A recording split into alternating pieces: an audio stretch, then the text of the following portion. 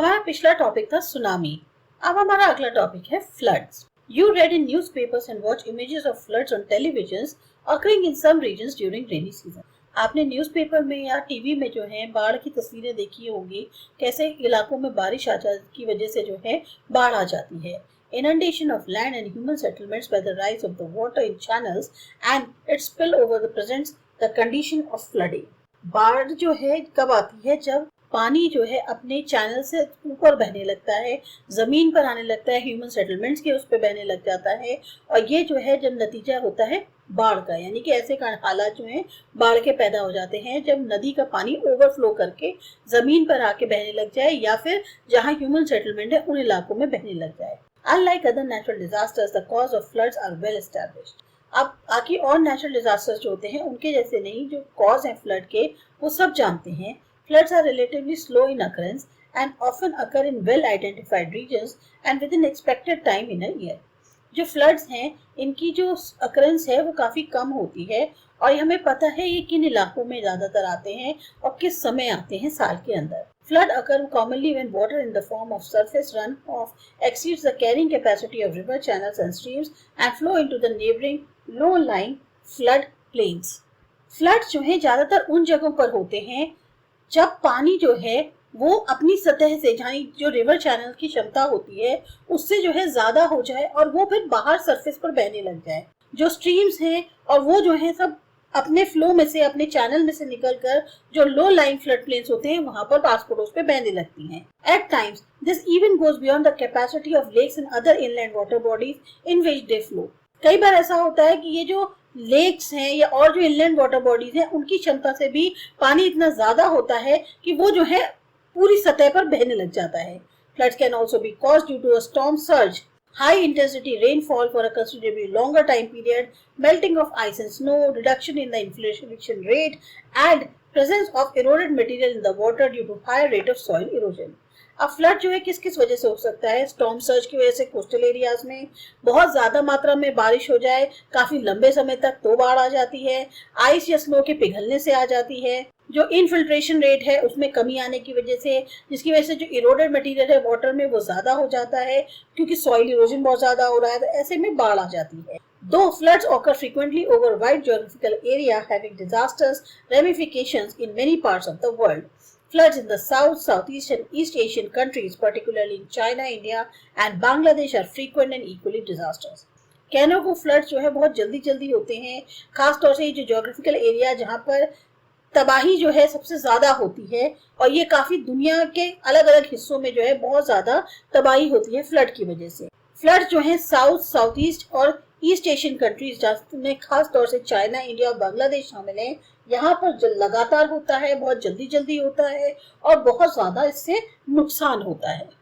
Once again, unlike other natural disasters, human beings played an important role in the genesis as well as the spread of floods.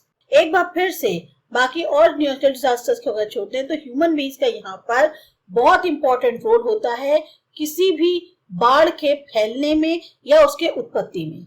Indiscriminate deforestation, unscientific agricultural practices, disturbances along the natural drainage channels, and colonization of floodplains and riverbeds are some of the human activities that play an important role in increasing the intensity, magnitude, and gravity of floods.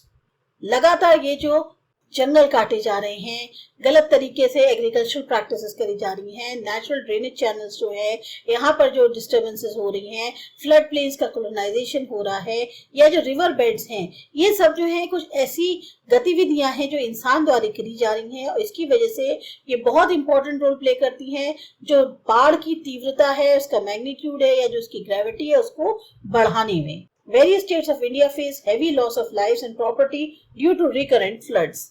ये जो flood आता है, बाढ़ आती है, इसकी वजह से अलग अलग स्टेट्स जो इंडिया के हैं उनमें बहुत ज्यादा लाइफ और प्रॉपर्टी का नुकसान होता है। राष्ट्रीय बाढ़ आयोग National Flood Commission identified 40 million hectares of land as flood prone in India. राष्ट्रीय बाढ़ आयोग जो है, जिसे हम नेशनल फ्लड कमीशन कहते हैं, इसने पहचान करी है कि लगभग 40 मिलियन हेक्टेयर जमीन ऐसी है जहां पर बाढ़ आने के बहुत ज्यादा चांसेस हैं। The figure 7.6 shows the flood affected areas in India. अब आपके में जो फिगर 7.6 दिखाई गई है, इसमें वो इलाके बताए गए हैं जहां पे सबसे ज्यादा बाढ़ आती है. Assam, West Bengal and Bihar are among the high flood prone states of India. जिसमें असम, वेस्ट बंगाल और बिहार ऐसी जगह है जहां सबसे ज्यादा बाढ़ आती है. Apart from these, most of the rivers in the northern states like Punjab and Uttar Pradesh are also vulnerable to occasional floods. इसके अलावा ज्यादातर नदियां जो खास तौर से नॉर्दर्न स्टेट्स में, पंजाब और उत्तर प्रदेश वगैरह के, वहां पर भी बाढ़ आने के बहुत चांसेस होते हैं. It has been noticed that states like Rajasthan, Gujarat, Haryana and Punjab are also getting inundated in recent decades due to flash floods. कुछ इलाके हैं, स्टेट्स हैं जैसे राजस्थान, गुजरात, हरियाणा, पंजाब, अब ये सब भी जो है आजकल पिछले कुछ दशकों से बाढ़ प्रभावित होते जा रहे हैं. This is partly because of the pattern of the monsoon and partly because of the blocking of most of the streams and river channels by human activities. ये शायद इस वजह से भी हो रहा है, एक तो मानसून की वजह से कह सकते हैं, और शायद जिस तरह से स्ट्रीम्स और रिवर चैनल्स को ब्लॉक किया जा रहा है ह्यूमन एक्टिविटीज की वजह से, ये भी जो है कारण है. Sometimes Tamil Nadu experiences flooding during November and January due to retreating monsoon. कई बार मानसून जब जाता है वापस, तब भी तमिलनाडु में जो है फ्लड आ जाता है नवंबर से लेके जनवरी तक में. Consequences and control of floods. Frequent inundation of agricultural land and human settlement, particularly in Assam, West Bengal, Bihar and Eastern Uttar Pradesh, coastal areas of Orissa, Andhra Pradesh, Tamil Nadu and Gujarat and Punjab, Rajasthan, Northern Gujarat and Haryana have serious consequences on national economy and society. लगातार ये जो बाढ़ आ रही है, इसकी वजह से जो एग्रीकल्चरल लैंड है या ह्यूमन सेटलमेंट है, इनको नुकसान होता है इतने सारे स्टेट्स में. इसका काफी सीरियस असर होता है नेशनल इकोनॉमी पर और सोसाइटी पे. Floods do not only destroy valuable crops every year, but they also damage physical infrastructure such as roads, rails, bridges and human settlements. जो बाढ़ आती है उससे खाली फसल को ही नुकसान नहीं होता हर साल, बल्कि जो फिजिकल तौर पे इंफ्रास्ट्रक्चर खड़ा है, जैसे रोड है, रेलवे हो गए, ब्रिज है, ह्यूमन सेटलमेंट है, इन सबको भी एक तरह से तबाह कर देता है. Millions of people are rendered homeless and are also washed down along with their cattle in the flood. लाखों की संख्या में लोग जो है वो बेघर हो जाते हैं. बहुत से लोग अपने जो कैटल हैं उनके साथ बाढ़ में बह जाते हैं. Spread of diseases like cholera, gastroenteritis, hepatitis and other waterborne diseases spread in the flood affected areas. बहुत सारी बीमारियां हैं जैसे कॉलरा है, गैस्ट्रोएंट्राइटिस है, हेपेटाइटिस है या और जो पानी से संबंधित बीमारियां हैं वो इन फ्लड अफेक्टेड एरियाज में हो जाती हैं. However, flood also makes a few positive contributions. Flood की तरफ अगर जैसे बाढ़ आती है तो कुछ उसके फायदे भी होते हैं. Every year flood deposit fertile silt over agricultural fields, which is good for the crops. नतीजा क्या होता है, जब बाढ़ आती है तो वो अपने साथ जो है जो सिल्ट लाती है वो काफी उपजाऊ होती है, जो खेतों के लिए खास तौर से बहुत ज्यादा फायदेमंद होती है, फसल अच्छी होती है. Majuli, the largest riverine island in the world, is the best example of good paddy crops after the annual floods in Brahmaputra. Majuli Assam में सबसे बड़ा रिवराइन आइलैंड है दुनिया का और ये सबसे बेस्ट एग्जाम्पल है क्योंकि यहाँ जो चावल की फसल है वो फ्लड के बाद जो है ब्रह्मपुत्र में बहुत अच्छी होती है. But these are insignificant benefits in comparison to the great losses. फायदा अपनी जगह है लेकिन जो नुकसान होता है वो बहुत ज्यादा होता है. The government of India as well as the state governments are well aware of the menace created by the floods every year. चाहे भारत सरकार हो चाहे स्टेट की सरकार हो, सबको बहुत अच्छे से पता है कि जो फ्लड है वो हर साल आता है और कितनी तबाही लाता है. How do these governments generally respond to the flood? अब गवर्नमेंट कैसे रिएक्ट करती है इन फ्लड्स के लिए? Construction of flood protection embankments in the flood-prone areas, construction of dams, afforestation, and discouraging major construction activities in the upper reaches of most of the flood-creating rivers, etc. are steps that need to be taken on urgent basis. Flood protection embankments जो होते हैं flood-prone areas में बनवाना, dams का construction, afforestation करवाना, बड़े बड़े जो मेजर कंस्ट्रक्शन एक्टिविटीज होती हैं जो कि ज्यादातर फ्लड क्रिएटिंग रिवर्स होती हैं उनके ऊपर के एरियाज में जो करी जाती है उनको मना करना, इस तरह के कुछ कदम हैं जो उठाए जाने चाहिए बहुत ही अर्जेंट बेसिस पे. Removal of human encroachment from the river channels and depopulating the flood place can be the other steps. अगर ह्यूमन इंक्रोचमेंट जो है बढ़ती जा रही है नदी के किनारे, उसको हटाना या जो फ्लड प्लेन्स हैं उनको वहां पर कम पॉपुलेशन को इकट्ठा करना, ये स्टेप्स हो सकते हैं. मतलब वहां पे ह्यूमन सेटलमेंट कम से कम हो. This is particularly true in western and northern parts of the country which experience flash floods. जैसे वेस्टर्न और नॉर्दर्न पार्ट जो है कंट्री के, वहां पर सबसे ज्यादा अनुभव किया जाता है इन फ्लड्स का। Cyclone centres may provide relief in coastal areas which are hit by the storm surge. Cyclone centres जो हैं वो प्रोवाइड करते हैं एक तरह से कुछ रिलीफ कोस्टल एरियाज में जब वो हिट होते हैं स्टॉर्म सर्ज की वजह से। अब है drought. The term drought is applied to an extended period when there is a shortage of water availability due to inadequate precipitation, excessive rate of evaporation, and overutilization of water from the reservoirs and other storage, including the groundwater. जो term drought है, drought मतलब सूखा पड़ना, ये काफी लंबे समय तक जब पानी की कमी हो जाती है, ना तो बहुत ज्यादा बादल बन रहे हैं, भाप बहुत ज्यादा हो रही है, पानी भाप बन के बहुत जल्दी उड़ रहा है, पानी का बहुत ज्यादा ओवर इस्तेमाल किया जा रहा है रिजर्वायर से, और जो स्टोरेज वाली जगह है जिसमें ग्राउंड वाटर भी शामिल है, तब ये ड्रॉट होता है यानी सूखा पड़ता है।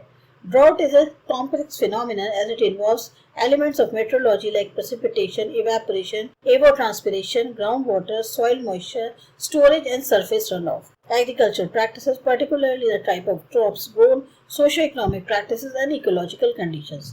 तो जो ड्राउट जो है वो एक बहुत ही जटिल प्रक्रिया है क्योंकि उसमें बहुत सारे मेट्रोलॉजी के एलिमेंट्स शामिल हैं। आप जिसमें आपका नमी का होना, जो वो प्रेसिपिटेशन ठंडा होना, बादल बनना, भाप बन के उड़ जाना, भाप से जो ट्रांसपिरेशन होता है, ग्राउंड वाटर हो गया, सॉइल का मॉइस्चर, नमी जो है, स्टोरेज है, सरफेस से चीज़ों का उखड़ना, एग्रीकल्चर प्रैक्टिसेस हैं, खासतौर से किस तरह की फसल बोई जा रही है, और जो सोशो इकोनॉमिक प्रैक्टिसेस हैं, इकोलॉजिकल कंडीशंस हैं, तो इसमें सब शामिल हैं।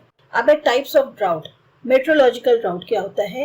It is a situation when there is a prolong period of inadequate rainfall marked with maldistribution of the same over the time and space. Meteorological drought का मतलब वो है एक ऐसी अवस्था जब बहुत लंबे समय तक पर्याप्त मात्रा में बारिश ना हो, और साथ ही साथ जो है जैसे कहती है ना, उसका उसी समय पे, जगह पे कहीं बारिश हुई कहीं नहीं हुई, तो इस तरीके का जब असर होता है, अवस्था होती है, तब मेट्रोलॉजिकल ड्राउट कहते हैं।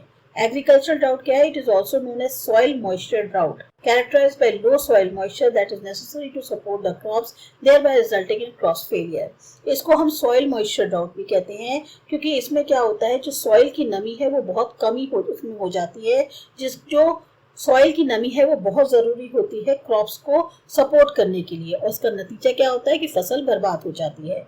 Moreover, if an area has more than 30% of its gross cropped area under irrigation, the area is excluded from the drought-prone category. अगर एक इलाके में 30% से ज़्यादा जो उसका एरिया है वो इरिगेशन के अंडर आ रहा है, तो फिर ये एरिया जो है ड्राउट प्रोन कैटेगरी से बाहर रखा जाता है। Hydrological drought. It results when the availability of water in different storages and reservoirs like aquifers, lakes, reservoirs, etc. fall below what the precipitation can replenish. Hydrological drought होता है तब जब पानी की जो अवेलेबिलिटी है अलग अलग स्टोरेज रिजर्वायर्स में, जैसे एक्विफर्स हैं, लेक्स है, रिजर्वायर्स में, वो काफ़ी नीचे हो जाती है।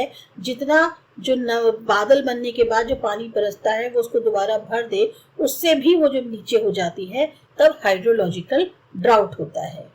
Ecological drought. When the productivity of a natural ecosystem fails due to shortage of water and a consequence of ecological distress, damages are induced in the ecosystem. जब जो उत्पादन है नेचुरल इकोसिस्टम का वो फेल हो जाता है पानी की कमी की वजह से, और नतीजा ये होता है कि इकोलॉजिकल उसमें जो है तनाव होता है, डिस्ट्रेस होती है, नुकसान होता है इकोसिस्टम के अंदर। Various parts of India experience these droughts recurrently, which result in some serious socio-economic and ecological problems. अलग अलग हिस्से जो इंडिया के हैं वहाँ पर इस तरह के सूखे का काफ़ी ज़्यादा अनुभव होता है, जिसका नतीजा होता है कि काफ़ी सोशो इकोनॉमिक या इकोलॉजिकल प्रॉब्लम्स जो है वो क्रिएट होती हैं। Drought prone areas in India. India में कहाँ कहाँ ऐसे इलाके जहाँ सूखा पड़ता है? Indian agriculture has been heavily dependent on monsoon rainfall. हमारी जो खेती बाड़ी है वो ज़्यादातर मानसून पर निर्भर करती है। Droughts and floods are the two accompanying features of Indian climate. सूखा और बाढ़ ये दो ऐसे फीचर्स हैं जो इंडियन क्लाइमेट में बहुत ज़्यादा है। According to some estimates, nearly 19% of the total geographical area of the country and 12% of its total population suffer due to drought every year. अगर एस्टिमेट के हिसाब से देखें तो लगभग 19% जो है टोटल जोग्राफिकल एरिया जो कंट्री का है, या 12% जो उसकी टोटल पॉपुलेशन है, वो हर साल सूखे का शिकार होती है।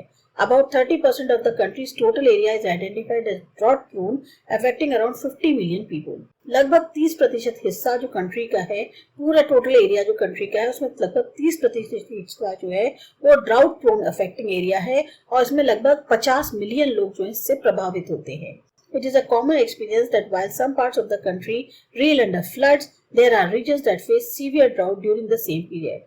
ये आम अनुभव है कि जहाँ कुछ हिस्सों में बाढ़ आ रही होती है, वहीं कुछ हिस्से ऐसे होते हैं जहाँ उसी समय सूखा पड़ रहा होता है. Moreover, it is also a common sight to witness that one region suffers due to floods in one season and experiences drought in the other. ये भी एक बहुत आम बात हो गई है देखना कि कोई एक एरिया में अभी एक सीजन में बाढ़ आई थी और वही दूसरे सीजन में सूखा पड़ गया. This is mainly because of the large scale variation and unpredictability in the behavior of the monsoon in India. इसका मुख्य कारण जो है बहुत ज्यादा बड़े स्केल में वेरिएशन और अनप्रेडिक्टेबिलिटी का होना, जिसकी मॉनसून किस तरीके का इंडिया में होगा. Thus droughts are widespread and common phenomenon in most parts of the country. तो ज्यादातर जो है आपको सूखा जो है वो कई हिस्सों में इंडिया के देखने को मिल जाएगा. But these are most recurrent and severe in some and not so in others. कुछ इलाकों में ये बहुत ज्यादा सीवियर है, बाकी हर इलाके में ऐसा नहीं है. On the basis of severity of droughts, India can be divided into following regions. अब ड्राउट्स की सीवियरिटी को देखते हुए इंडिया को हम कुछ रीजन्स में बांट सकते हैं. पहला है extreme drought affected areas. It is evident from figure 7.8 that most parts of the Rajasthan, particularly areas to the west of Aravalli Hills, that is Marusthali and Kutch regions of Gujarat, fall under this category. अब extremely drought affected areas में जो है ज्यादातर हिस्से राजस्थान के आते हैं, खासतौर से वो इलाके जो वेस्ट में है, अरावली हिल्स के, मरुस्थली है या कच्छ है रीजन जो गुजरात के, वो इस कैटेगरी में आते हैं. Included here are also districts like Jaisalmer and Barmer from the Indian desert that receive less than 90 mm average annual rainfall, जिसमें जैसलमेर या बाड़मेर जैसे इलाके भी शामिल हैं जो कि जिनको बहुत ही कम लगभग 90 mm एवरेज रेनफॉल मिलती है एनुअली. फिर है सीवियर ड्रॉट प्रोन एरिया. अब इसमें कौन कौन से इलाके आते हैं? पार्ट्स ऑफ ईस्टर्न राजस्थान, ज्यादातर most parts of Madhya Pradesh, eastern parts of Maharashtra, interior parts of Andhra Pradesh and Karnataka plateau, northern parts of interior Tamil Nadu and southern parts of Jharkhand and interior Orissa are included in this category. तो ये सारे इलाके सीवियर ड्रॉट प्रोन एरिया में आते हैं. फिर है moderate drought affected area. Northern parts of Rajasthan, Haryana, southern districts of Uttar Pradesh, remaining parts of Gujarat, Maharashtra except Konkan, Jharkhand, Coimbatore plateau of Tamil Nadu and interior Karnataka are included in this category. ये सब जगह इस वाले में category में आती हैं. The remaining parts of India can be considered either free or less prone to the drought. बाकी जो बचे हिस्से हैं इंडिया के वो either free हैं या कम जो हैं बाढ़ प्रभावित इलाके होते हैं.